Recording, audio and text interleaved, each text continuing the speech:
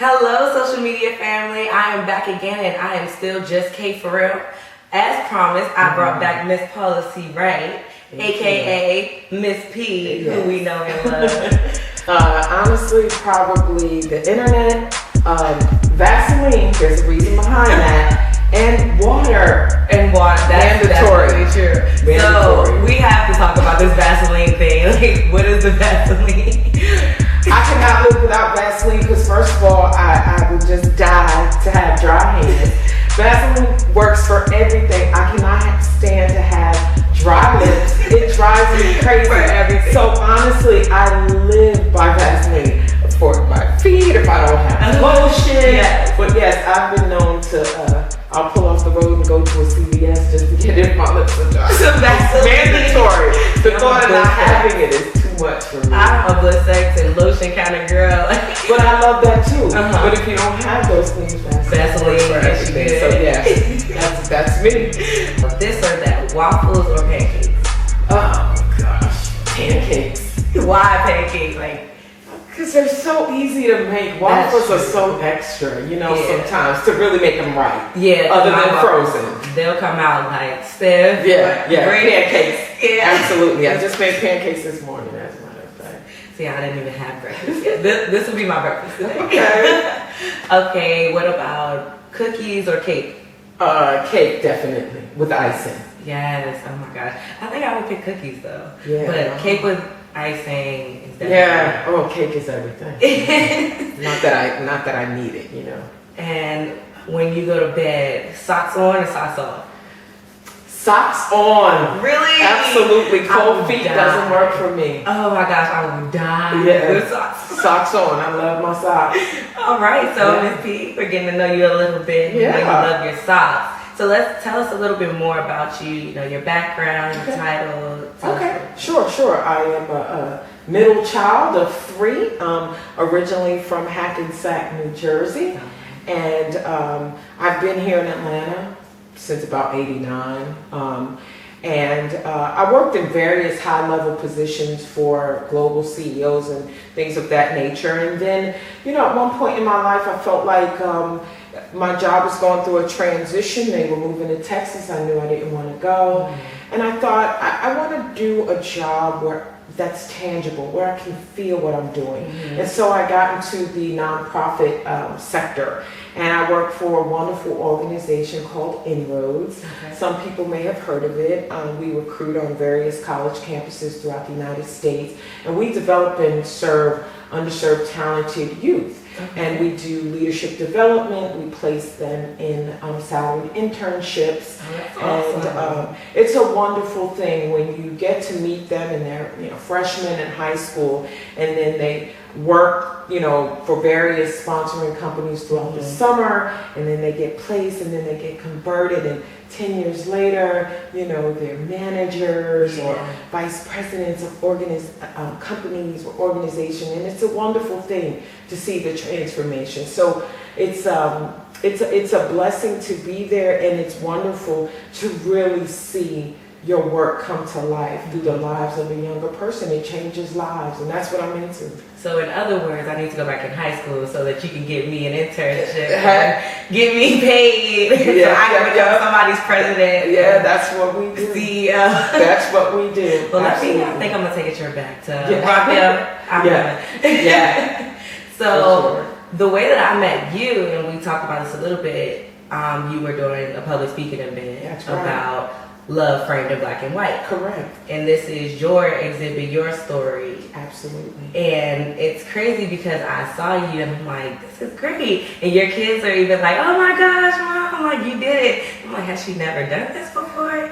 Because it was really awesome. Like, you telling your story, it really touches on how I feel like it's important to know your history. Absolutely. Like, the more you go into your history, you're able to have more pride in yourself. Absolutely. And that's another thing. You tell your story with pride. Yes, passion. It's definitely a deep, passionate story. Absolutely. So tell us a little bit more about Love Framed in Black and White. So Love Framed in Black and White, people always ask me, well, for family history and genealogy, how did you come up with that name?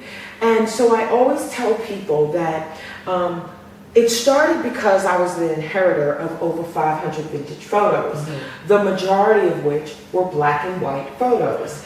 And this particular story of this branch of my family happens to have black and white in it. And so I thought about a picture frame, and I looked up the definition of frame, and it's literal and figurative in the sense that a frame that we know of, literal, borders, pictures, right? And so that's great. But a frame is also a support structure. Okay. All right? And so the support structure of this particular family started with a black person and a white person. And thus the name Love Framed in Black and White. And a crazy time at that. Absolutely. This story, I go back over 8 generations of my family, one particular branch.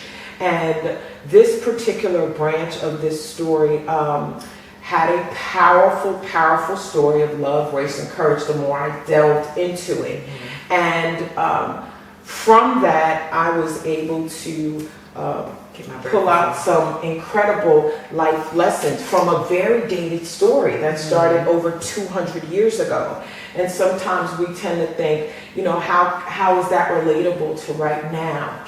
And as I looked at the story and I thought about the way they lived life and the challenges they had, I started to pull out some really valuable life lessons that we as a society need right now. We all know what's happening, and I felt like I gotta share this story. People need to know it. Yes. And we appreciate that. And you come with artifacts, you have documents. Absolutely. I've seen you have exhibits. Absolutely. So those exhibits, where can we go? Where are different places that you've had them? So this story, along with the pictures, the dream was, of course, to talk about it, public speaking, and to have this photo exhibit. And so, because I don't have a lot of networking as far as art galleries and curators and things like that, it's all on my own. Yeah. And so I had my inaugural exhibit last year in Augusta, Georgia, that has a link to my family at the Lucy Craft Lady Museum of Black History. There is an abbreviated version of the exhibit right now at the Aiken County Historical Museum in Aiken, South Carolina. From there, it's just a matter of who I connect with. I always believe that when I go speak, the right people will say, hey, we want to exhibit this at the library. We want to exhibit this at my church. So it's just a matter of people reaching out to me and me sharing the exhibit with them. It's sort of like a traveling exhibit. I have over 40 pictures and some historical documents. And it just depends on the area and the space and things like that. So right now it's in Aiken, and I do hope to bring it to Atlanta at some point. And of course with that, I speak about it for the opening and things like that, so people really understand the background of this particular story. Right. So far you've been in 2 different places. And was the library your first time speaking on it? No, actually, I've been speaking about this story for about a year and a half. Okay. And I've been at various libraries throughout Georgia, Forsyth County, DeKalb County, Rockville County. And I've also taken it to some high schools, actually my high school alma mater in Hackensack, New Jersey. So I've been to a couple of high schools, and I've spoke at various places in New Jersey also.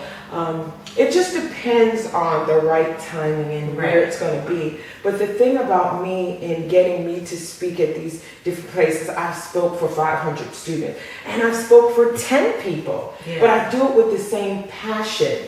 Because I just feel like whoever's there is supposed to be there, and they're supposed to hear this story. Yes, and this is an amazing story. If you can see Ms.P do her thing when she tells this story, I'm telling you, you're stuck. The characters. You're learning the lineage of everything that's going on from different time periods, all the way up until today. Right now, yeah. When we get to Ms.P.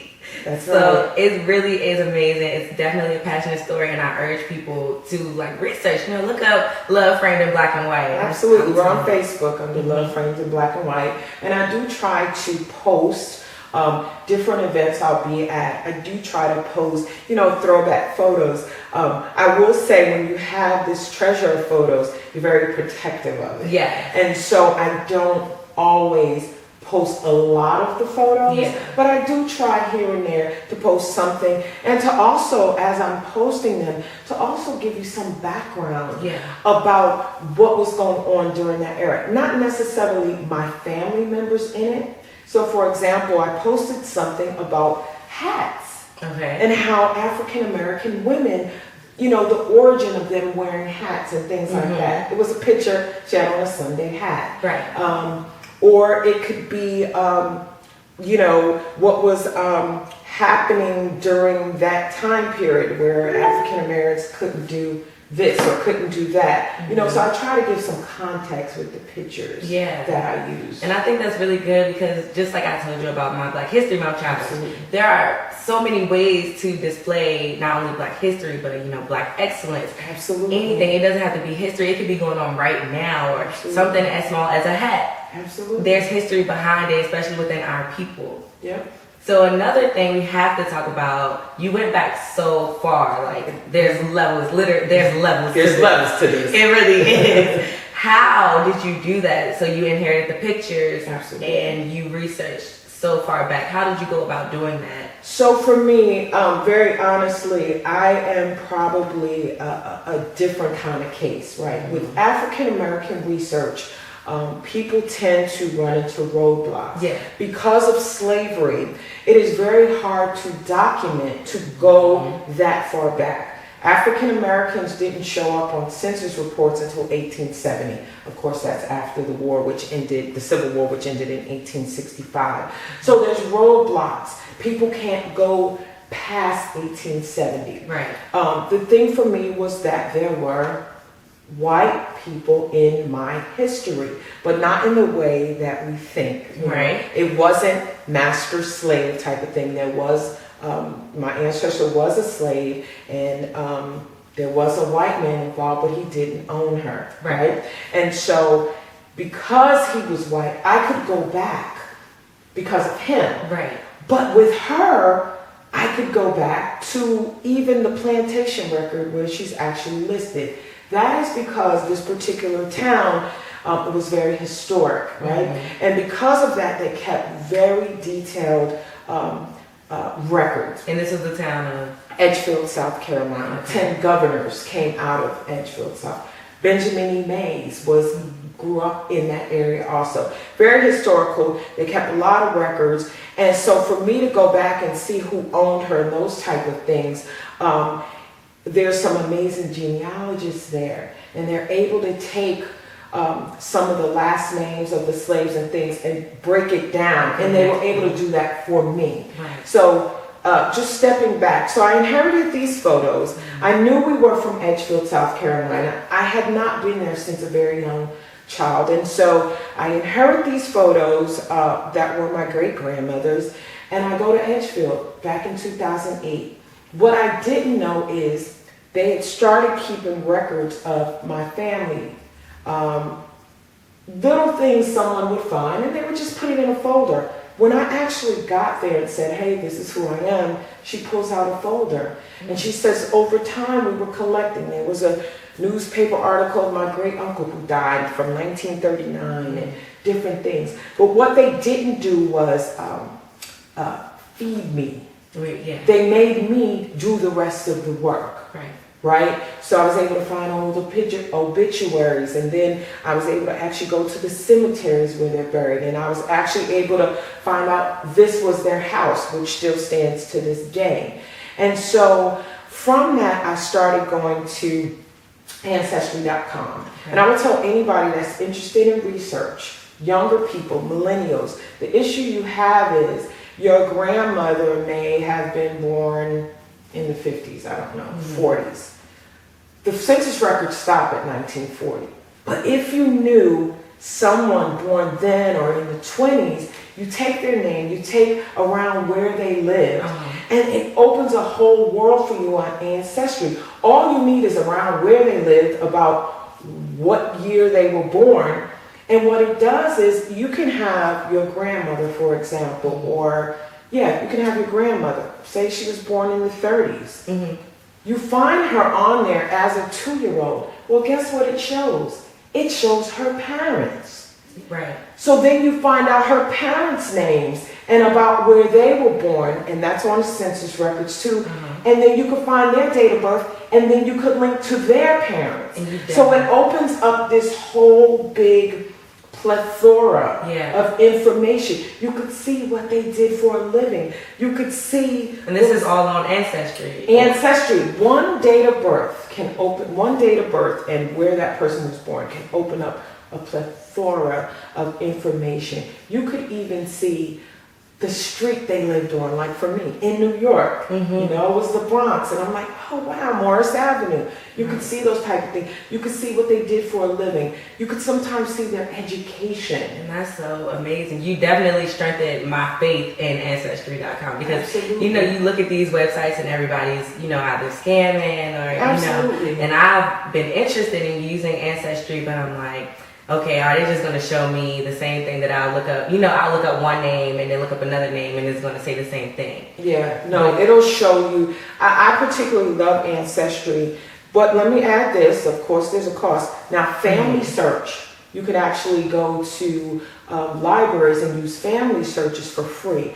The thing I like about Ancestry is that when I link a document to a person in my family tree, I can keep it. I store it. And, you know, I can go back and reference it. The beauty of Ancestry for me, and it's not a commercial for them, but the beauty of Ancestry for me is that it allowed me to link to people who did research, who somehow are related in some way, maybe not the same surname, and they've done a lot of legwork, and it starts to connect to your tree. Or they see, I had a man, a white man actually, whose wife is related to me, very distant cousins. Well, he loved Civil War. He was able to find a book from a long time ago, and that's how I found out that my third great grandfather was wounded in the war because of this book.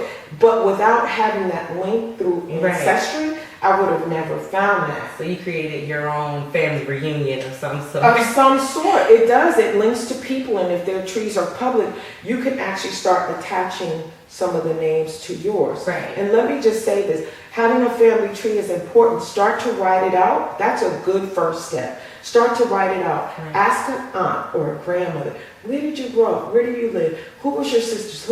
And you start to build this tree. And then you do research, family search, or ancestry, and start to link documents.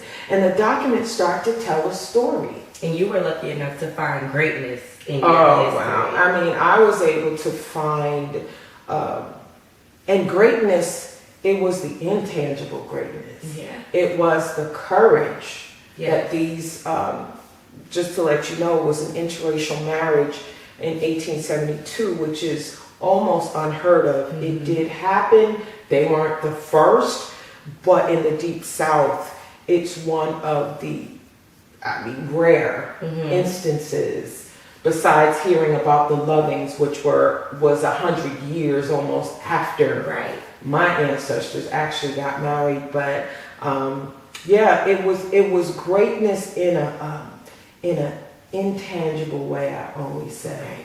So before we go out, give us Love Framed in Black and White in a nutshell. Sell us, let them know, like, this is why. I always say Love Framed in Black and White is a powerful story of love, race, and courage that is pivotal to today's society. Love Framed in Black and White is, of course, based on an interracial marriage in the 1800s.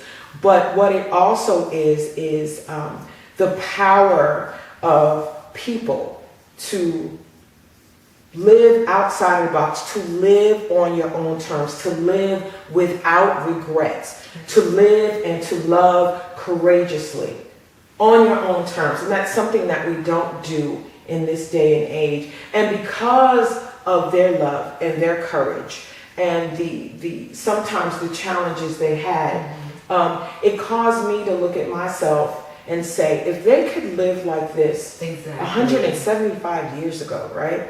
Why can't I live courageously right now? Yes.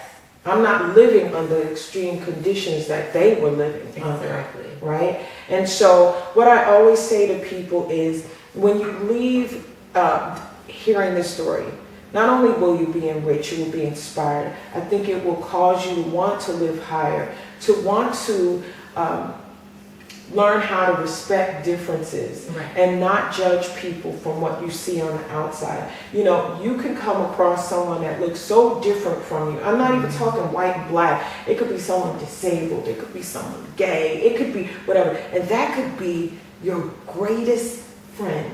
Yeah. If you open yourself up to them to learn what's on the inside. To all the possibilities.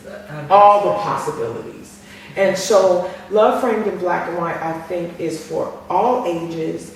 It is a roadmap Yeah. of how we should live Yes. our lives. I agree. I definitely agree. So I do want you to let everybody know, you know, your social media, how to look up Love Framed in Black and White. Okay, sure.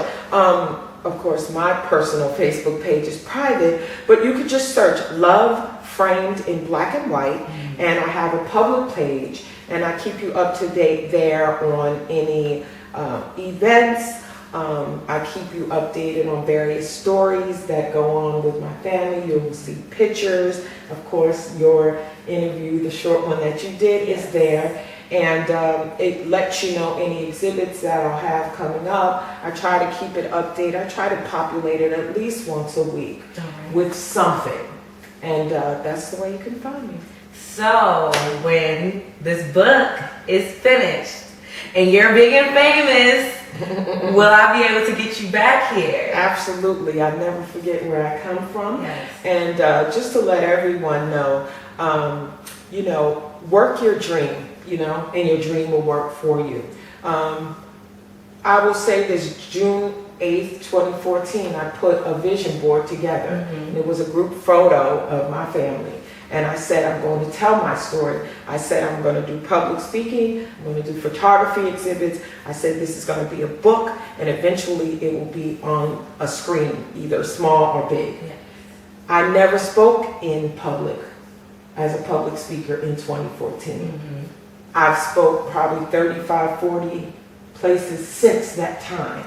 And so I say to you, Make it happen. challenge yourself. You make the steps. You take the steps. Absolutely. And I'm telling you, the universe will open itself up to you if that's the plan for your life. Exactly. And with the book, I will say it's the hardest thing I've ever had to start doing, because I never aspired to be a writer. I aspired to tell a story.